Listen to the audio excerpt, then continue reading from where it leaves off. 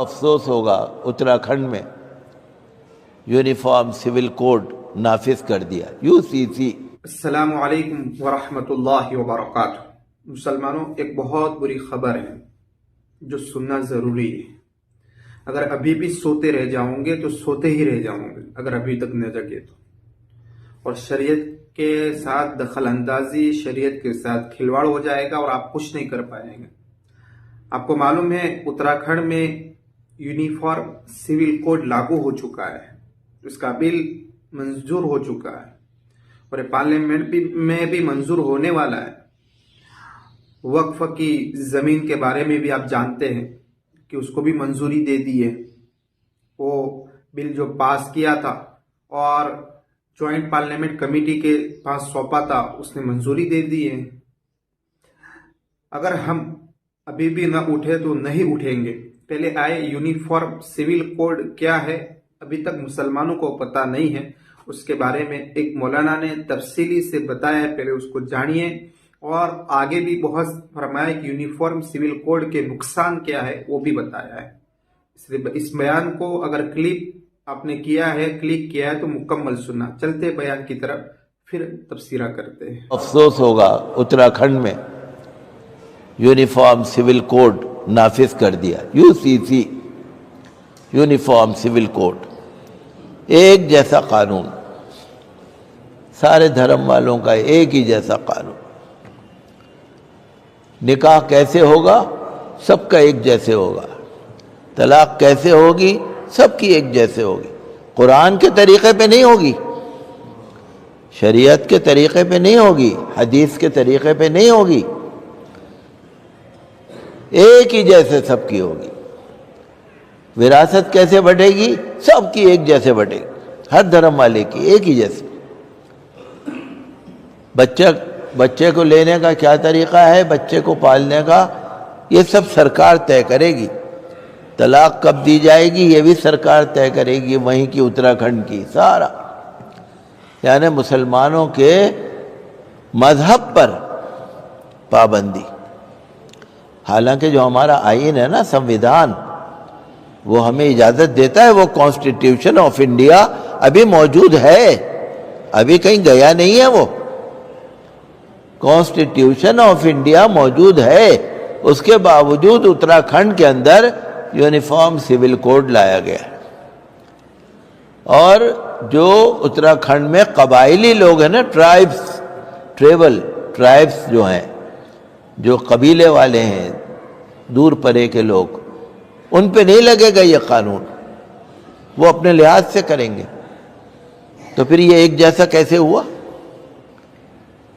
بھئی اتراکھنڈ میں ایک گروپ کے اوپر نہیں لگے گا، دوسرے گروپ کے اوپر لگے گا، تو یہ ایک جیسا کیسے ہوا؟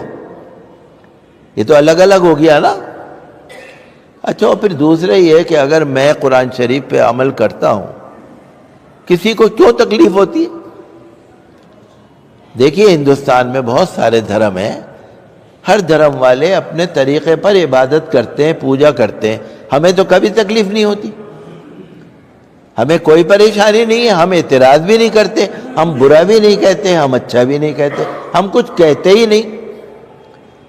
ہر دھرم والا، چاہے عیسائی ہوں، سکھ ہوں، مسلم ہوں، بودھ ہوں، جین ہوں، کوئی بھی ہوں، بھئی اپنے اپنے دھرم کے مطابق آپ عبادت کرو، پوجا کرو، زندگی گزارو۔ ہمارا سنویدھان یہی کہتا ہے۔ اتراکھنڈ کی حکومت کہتی ہے نہیں، ایک جیسے سب۔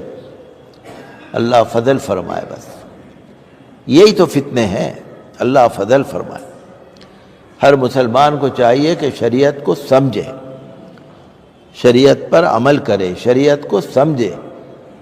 یہ شیطانی وسوسے تو آتے رہیں گے، اس سے ہمیں کیسے بچنا ہے یہ تو اللہ ہی بچائے گا۔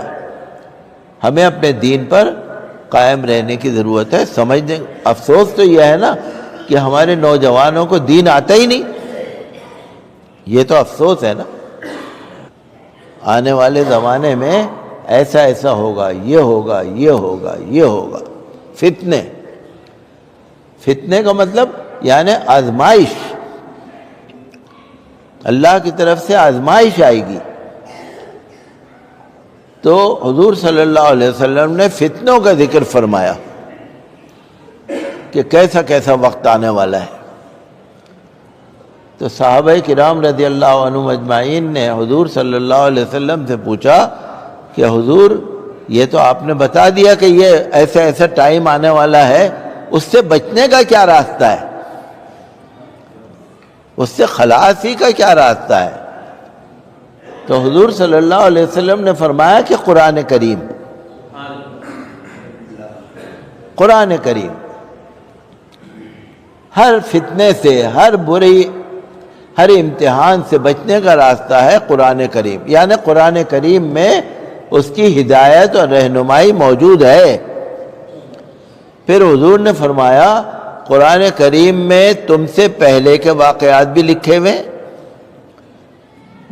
تمہارے بعد آنے والے حالات بھی لکھے ہوئے، اور قرآن کریم میں تمہارے زمانے کے حالات بھی لکھے ہوئے ہیں، پچھلے بھی ہیں، اگلے بھی ہیں، تمہارے زمانے کے بھی ہیں۔ قرآن شریف میں سب کچھ موجود ہے۔ قرآن شریف پڑھ لو گے ہر فتنے سے، ہر آزمائش سے بچ جاؤ گے، راستہ نکل جاتا ہے۔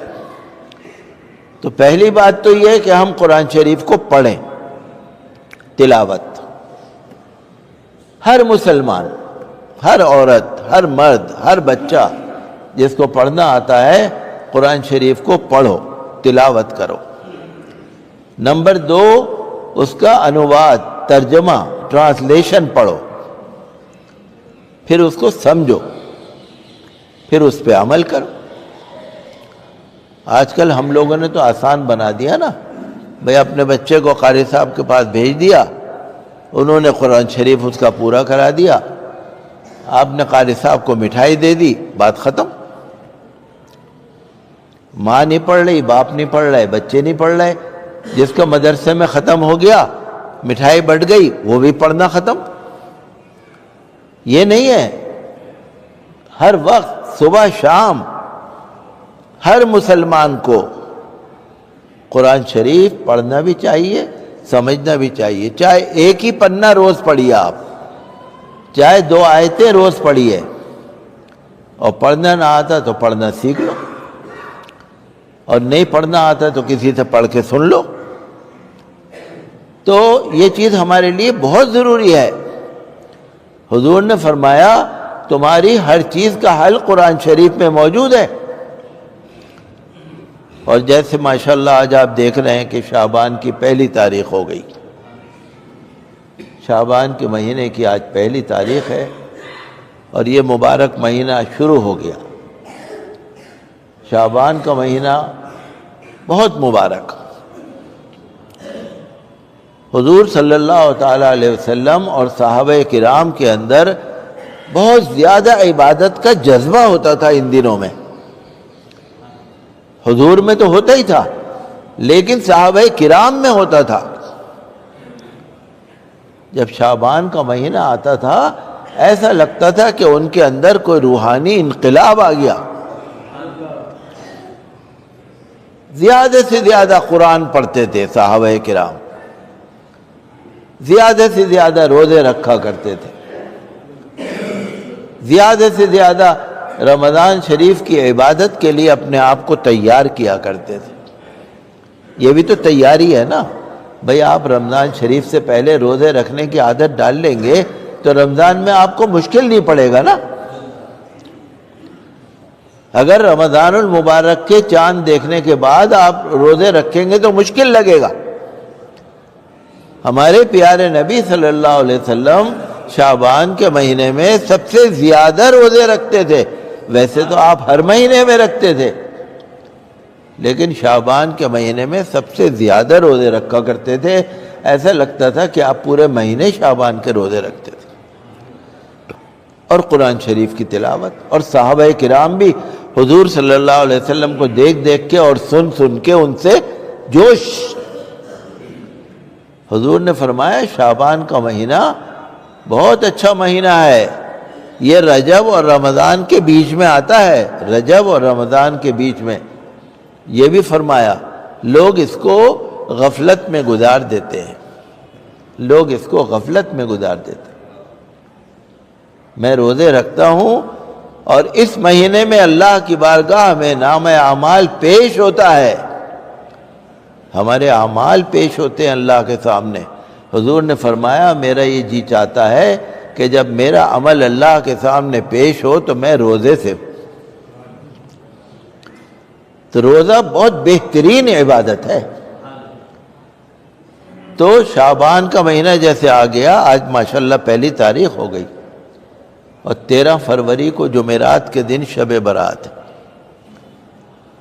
دیکھیے کتنی تیزی سے دن گزرتے ہیں۔ پہلے رمضان شریف کا مہینہ آیا، ایک روزہ گزرا، 2 روزے گزرے، ختم۔ پھر عید آئی، پھر بقرعید آئی، پھر محرم آیا، پھر ربیع الاول آئی، پھر سب رجب آ گیا، شعبان، پھر رمضان شریف آ گیا۔ کتنا تیزی سے وقت گزرتا ہے، آپ اس کو محسوس کریں گے۔ تو یہ دن جو ہے ہمارے عبادت کے دن ہے، اور قرآن شریف جو ہے تو اس میں تو امن اور سلامتی کا پیغام ہے، امن اور سلامتی، شانتی، مہربانی، رحمت، ہمدردی، ایک دوسرے سے محبت، عاجزی، انکساری، میٹھا پن، مٹھاس، اکڑ نہیں، مکڑ نہیں، تکبر نہیں، غرور نہیں، گھمنڈ نہیں۔ قرآن شریف جو ہے اس کی تلاوت ہمیں اللہ سے قریب کر دیتی ہے، اللہ کے نبی صلی اللہ علیہ وسلم سے قرآن شریف کی تلاوت ہمیں قریب کر دیتی ہے۔ اور قرآن شریف میں سارے عالم کے لیے ہدایت ہے، ساری دنیا کے لیے، ہر قوم کے لیے قرآن شریف میں ہدایت ہے، جو پڑھے گا فائدہ کرے گا، خالی مسلمانوں کے لیے نہیں ہے، پوری دنیا والوں کے لیے۔ دوستو، آپ نے سنا یونیفارم سول کوڈ کے بارے میں مفتی مکرم صاحب بہت اچھے انداز کے اندر سمجھا رہے تھے۔ یونیفارم سول کوڈ UCC مطلب یونیفارم سول کوڈ کا مطلب یہ ہے کہ جس طرح ہم نکاح کرتے ہیں وہ شریعت کے مطابق نہیں بلکہ حکومت کے مطابق کرنا پڑے گا۔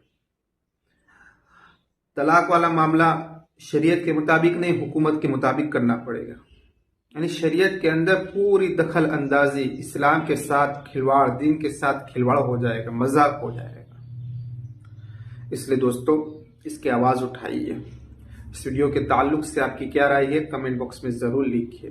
ویڈیو کو زیادہ سے زیادہ شیئر کریں، لائک کریں، سبسکرائب ضرور کریں۔